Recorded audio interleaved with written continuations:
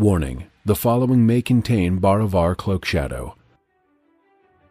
Join fantasy authors Phil Tucker, Timandra Whitecastle, David Benem, Benedict Patrick, and Josiah Bancroft as they roll dice and take on the bad guys in a game of Dungeons and Dragons. 5 authors, 5 worlds, 1 adventure. It's time to get crit-faced.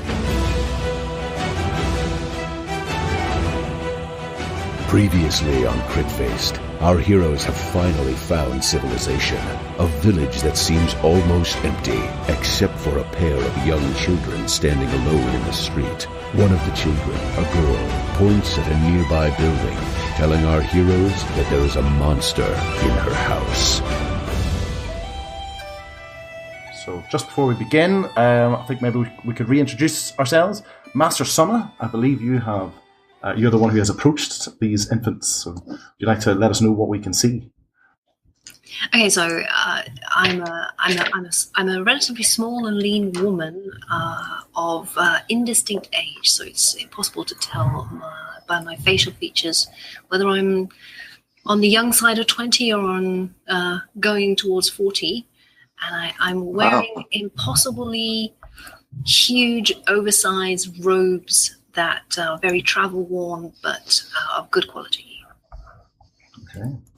Oversized, like you're swaddled in them, kind of lost inside them? Like, imagine like a kimono just exploded around me. Okay. So a short distance behind Master Sunna, we have the rest of the party. Would you guys like to take it in turn to reintroduce yourselves and remind us what you look like? I don't think we want to.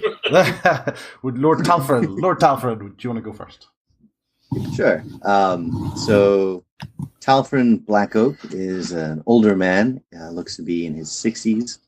He has a very prominent hunched back that looms over his head, and he has very striking features, sort of a very large, prominent nose. He wears a monocle, bushy side whiskers that extend over his bare chin. And he's wearing outdated, but probably once quite fashionable clothing in mostly brown hues. And and he stands maybe at about mid 5 feet or so tall. And he looks to be really stocky and heavily built, even despite his hunched posture. Okay. And what about Kellen? Kellen McRag is a towering man, clearly used to a life in the wild, doesn't appear to have bathed in many days. He's has a sour look about him and a surly demeanor and a big giant axe. Which leaves that other guy. Jean Marlamé is physically an imposing average man in height and weight, except for the evidence of a good life. He does have something of a pot belly, but his features, while not handsome, are handsomely arrayed. He has what we would call a face made for the stage, I believe. That is to say that pancake makeup and some distance makes him look better. He's wearing his brocaded vest and boots and carrying a crossbow. Excellent. Okay, and so the 10-year-old girl, she looks at you again. Master Sunna, in particular, she's looking at you. The smaller boy is hiding behind her. You can see his face is tear-streaked, and he's continuing to sob as he hides behind his sister. And she points at the house while looking stubbornly at you again, and she repeats herself. There's a monster in our house. What kind of monster? We do not know. A dangerous one. But then how do you know it's a monster? We can hear it. We can hear it howling at us. And our parents have told us all about it as well. Oh, awesome. Oh, so where are your parents? They are with the monster now. That's maybe not a good idea. No, I would agree. Do something about it.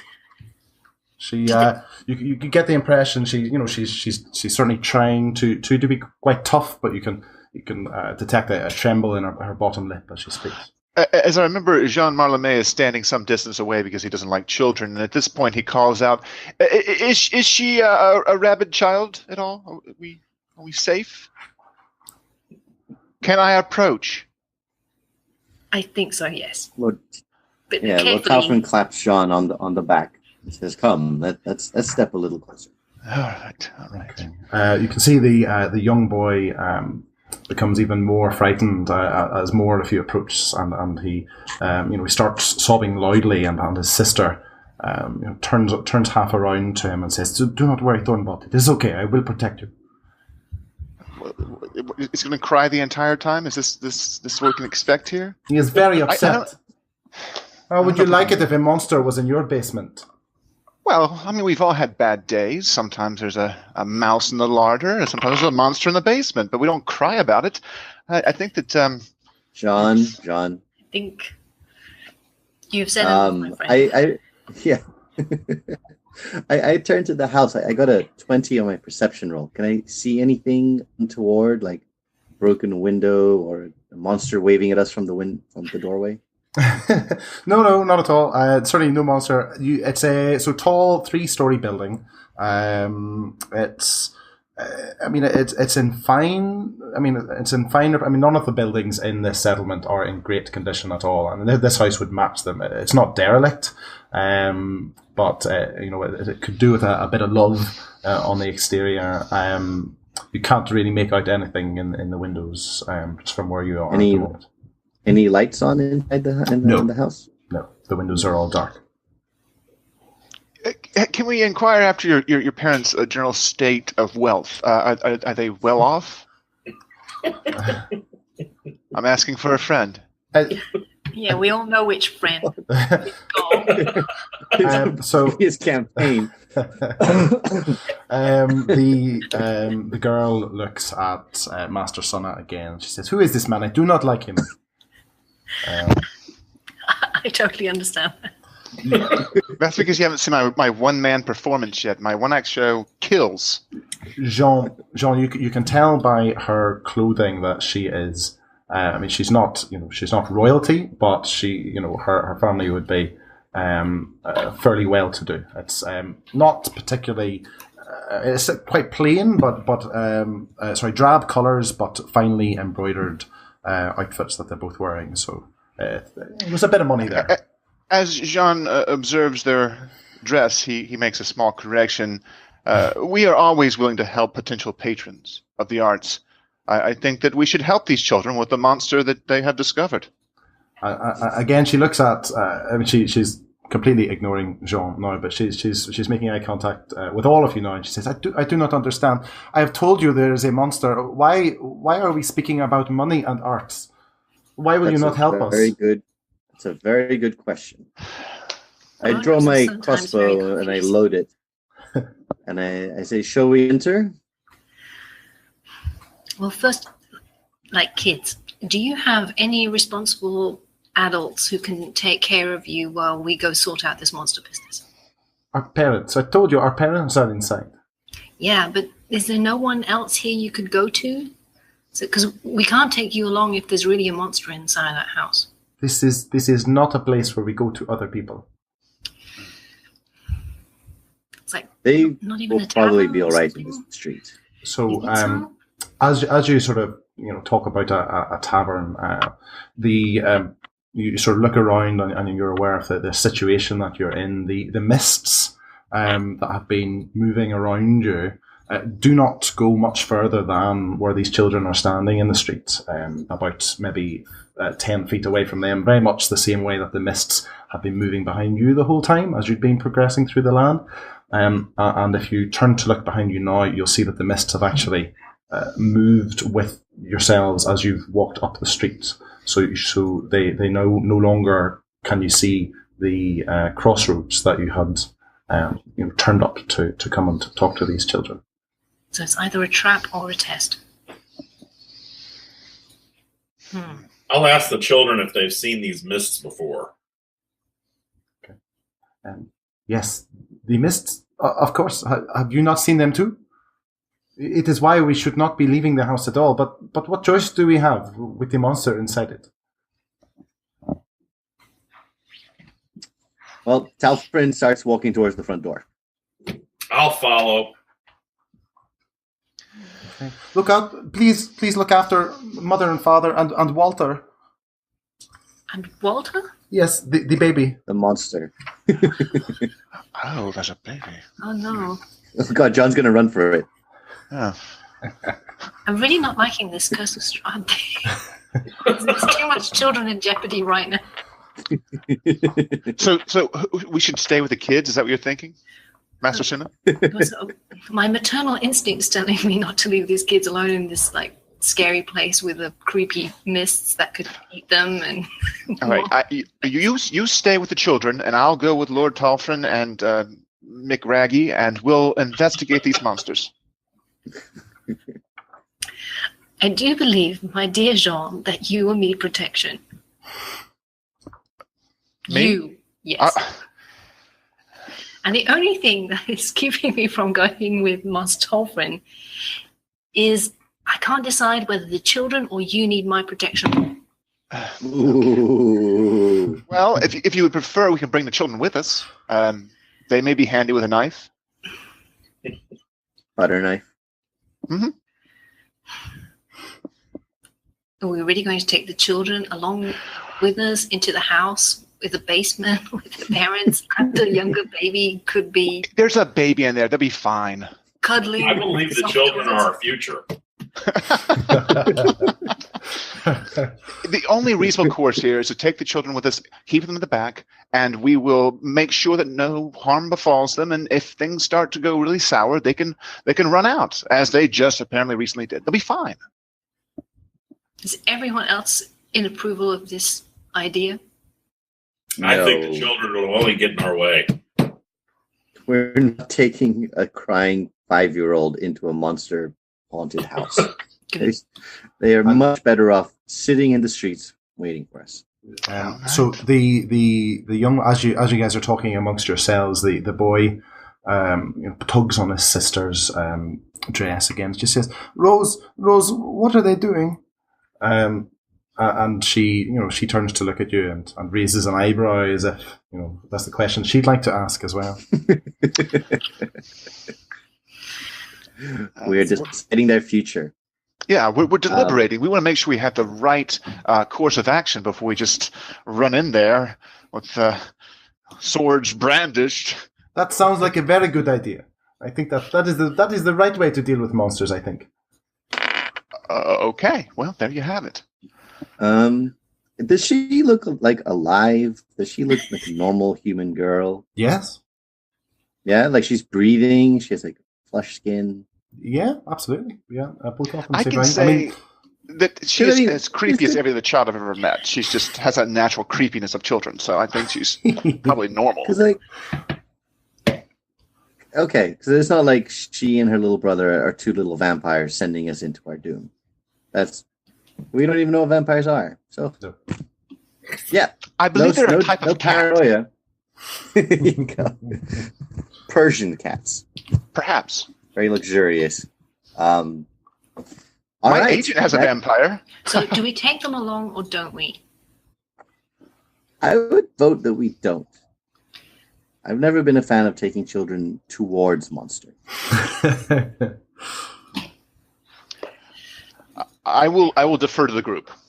How about we sit the children on is there like a doorstep or something before we go inside? It's like a door is open? Yeah, there's like a sort of a gated sort of portico, like a porched area basically. So there's a sort of an old gate that opens to the porch. So they stay there. Master Suna will strictly admonish them. You will stay here, right here where I am pointing. You will not move. You will not go into the mists. You will not go on toilet. You will not go looking for snacks. You will not, under any circumstances, go into this house. Stay here. Tim, do you have kids? Yes, of course. Good. And if you hear any screaming, come help. Just grab a stick or something. No, just stay here. Stay exactly there, on the step, until we come back out. I'll stay with you. And if we don't, then just ask the next people who come. Is it dark inside? Do we need lamps at this point? Should we start lighting things? Okay, there's certainly if you're peeking inside, then is that? Yeah, look through a window. Yeah. Well, no, there's no light inside from the window, and the door that's in the porch. It's sort of slightly open already anyway, and you can see the room is dark inside. Okay. So, what sort of like tactic do we want to adopt here? Should we, form ranks, go in one at a time? Maybe just send McRag in, see what happens to him. I fear nothing. See? He likes Good it. man. Scary children. Exactly. All right. So, McRag and your fearsome axe, will you lead? Follow me. Let's go. Okay. So we're going inside, guys, just beyond the porch where you're leaving the kids. This room is it's about 3 times the size of the porch. Still quite small, but it gives the impression of still some kind of foyer situation. On the wall, just to your right, as you come in, there's a coat of arms. A shield hung on the wall with a coat of arms. Some kind of it's like a stylized golden windmill sitting on a red field, and there's lots of framed portraits of sort of stony-faced aristocrats. And at the other end of the room, there's double doors, like mahogany doors, set with sort of dusty panes of stained glass. And they're sort of in front of you there. So we've left the kids in the wee porch, and you're in this wee foyer now with some double doors ahead of you. I cast the cantrip light, and I touch. McCrag, Kellen, do you have something you'd like me to illuminate since you're in the front? My axe. All right. It sheds bright light in a 20-foot radius and dim light for an additional 20 feet. And I'll restrain from making it like disco colored and just make it a nice white.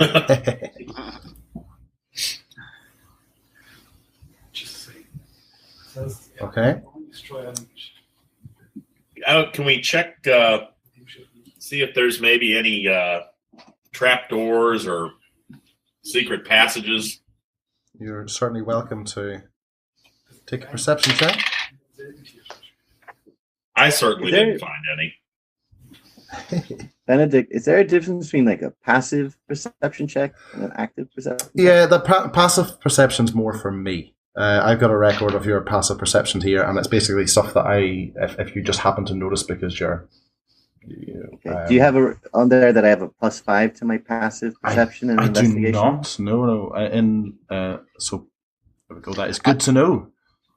I just rolled a 20 for the perception check, and I get to add 2, so 22.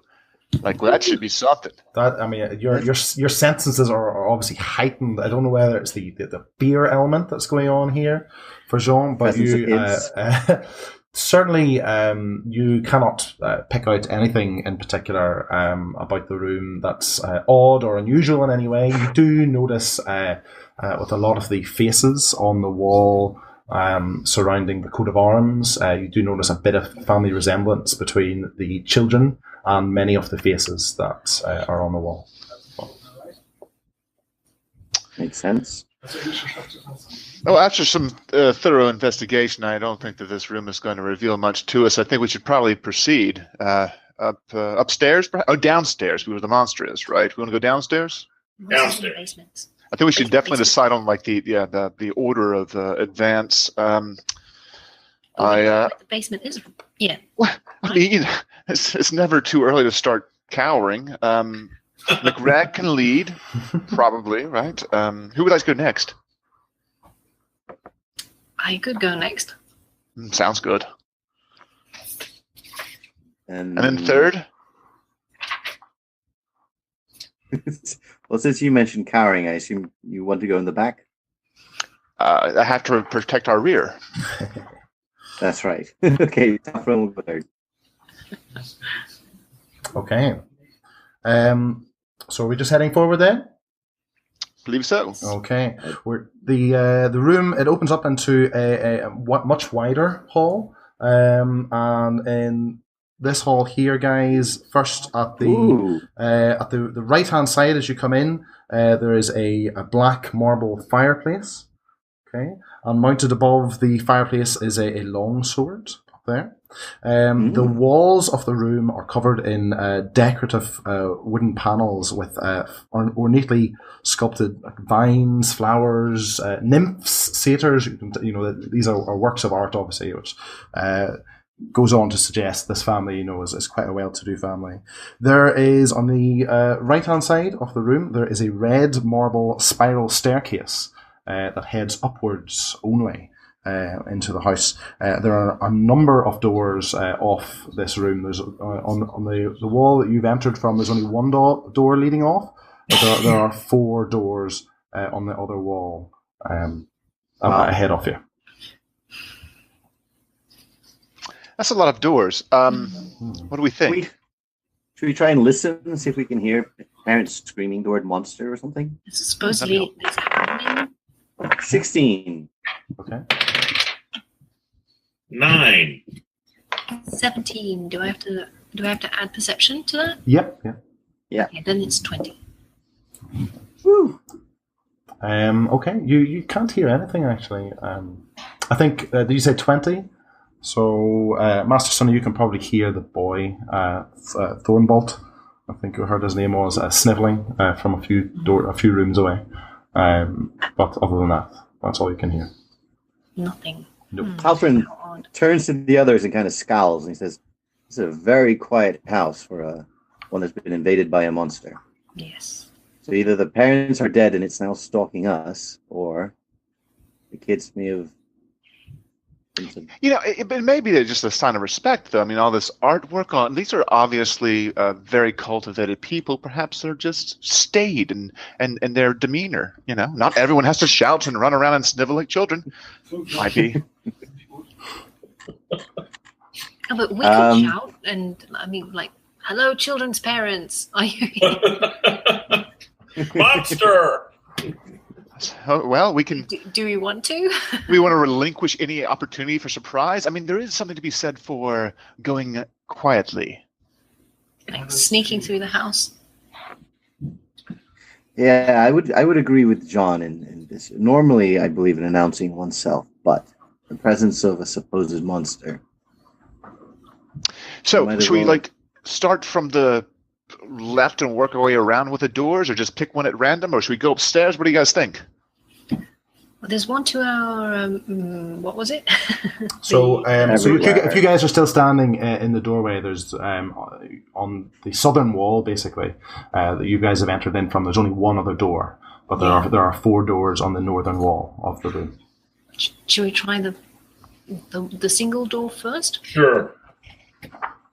It's also quite close to the 2-hour escape route. So Okay. Good. in case. Should we knock? Okay. I think when monsters are concerned, I'm not really concerned about being polite. I say we just creak the door open as quietly as possible and peek in. Agreed. Okay. Well, I think I'm quite stealthy. There you go. I've got +5 stealth. So That would do. That is quite stealthy. Yes. So roll 20. Yeah. Well, hopefully.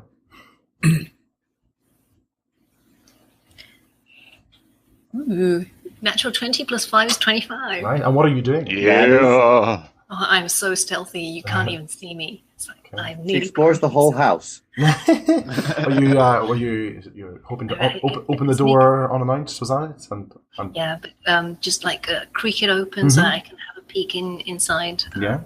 So you creak the door open, and much like the main hallway that you're in now, this is it's a dark room. There's no lights on inside. A little bit of the grey light from outside comes in through the windows here.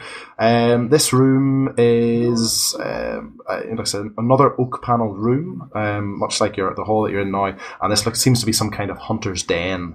There's a fireplace on the eastern wall, and there's a stag's head mounted over it. There's 3 stuffed wolves sort of positioned heads, or no, actually the full wolves are stuffed and positioned in different locations throughout the room. There's some padded chairs draped in furs just beside the fireplace. There's an oak table there, cask of wine sitting on the table, a pipe, some goblets, some nice candles unlit, and there's a chandelier hanging over the dining table. There's a small dining table there too. Before we go in there, can I go inspect that sword that was over the fireplace? Yeah, certainly. While Master Sunna is sort of creaking the door open, absolutely. When you mean inspect, what do you mean? I'll take it off the wall. Yeah. Steal. He means steal. Yes. Yeah. So, does there seem to be anything special about it? So it's it's basically sitting on a mount, so it's pretty easy for you to lift off it. Basically, it's a longsword, and when you take it off, you don't see anything particularly exciting about it. There's a windmill worked into the hilt of the sword that matches the crest that you saw in the small foyer. But other than that, it appears to be a normal longsword. If we're going to start stealing things, I would like to call dibs on the painting of the nymph. The sort of more, I don't want to say lurid one, but the one that the nymphs are carvings on the panels of the hallway. All the better. Okay. So, Master Sunna, you also notice in the room there are some cabinets against the wall. There's 2 cabinets, one against the eastern wall and one against the northern wall of this sort of hunter's den that you're in. So can I have a perception check from where I'm standing? Okay, what are you looking for? Just does it look, I mean, it looks creepy as hell. I would go in here, but is it are the bookshelves moved perhaps? Is there a hidden doorway below to the basement? Okay, have you done your perception? Hang on. Where is perception? +3, so that's 12. 12. No, from what you can see, there's nothing particularly out of the ordinary. You certainly can't notice anything hidden in this room. So I'll turn back to the others and say, I'm not going in there. Yeah, well, that's definitive. Was there anything particularly that's jumped out at you, or just scary dead animals everywhere? Scary dead animals everywhere. Well, that definitely is a turn off. I think. I like leather boots like all girls, but I'm not going in there. I'll go ahead and head in. He loves leather boots. Glowing axe. Okay. You're now in the room, and you can see everything that Master Sunna saw. There's the 3 stuffed wolves around the room, the stag's head, the chairs beside the hearth, draped in furs, the 2 cabinets. I'll open the cabinets. Sure. So there's the northern one, or there's the one on the western wall? Western wall. Western wall. The western wall, it's locked. It's a solid wooden cabinet.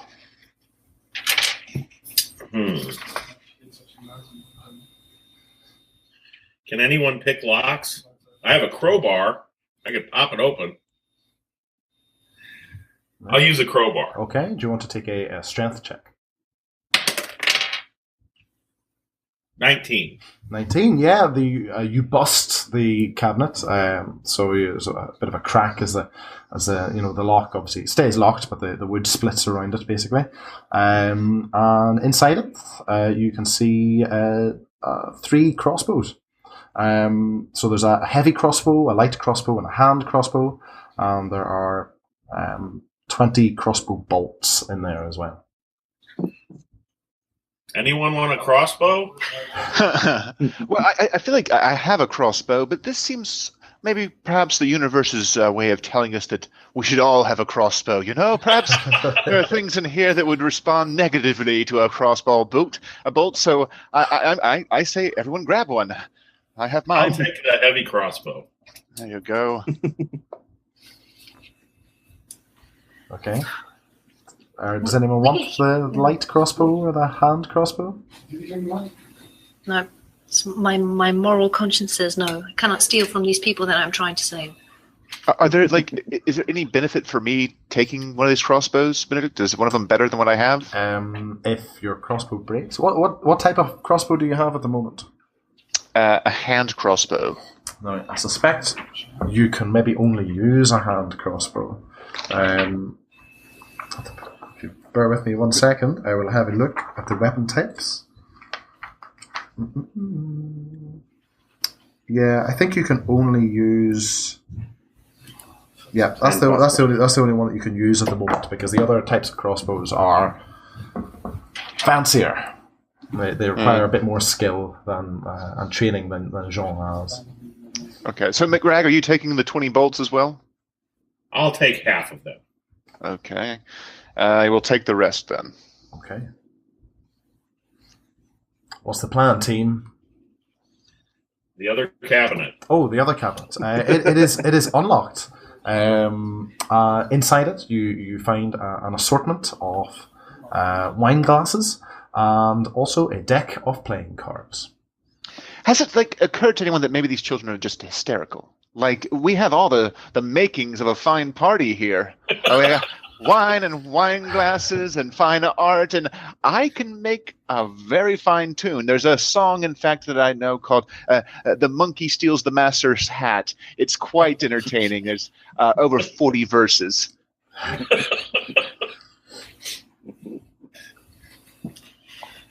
Well, I'm beginning to doubt that these children actually have parents who can make noises, because we haven't heard any. There are no signs of intrusion. There's no scratches. There's no howling. There's nothing. And didn't they mention a baby, Walter? Yeah. Wonderful.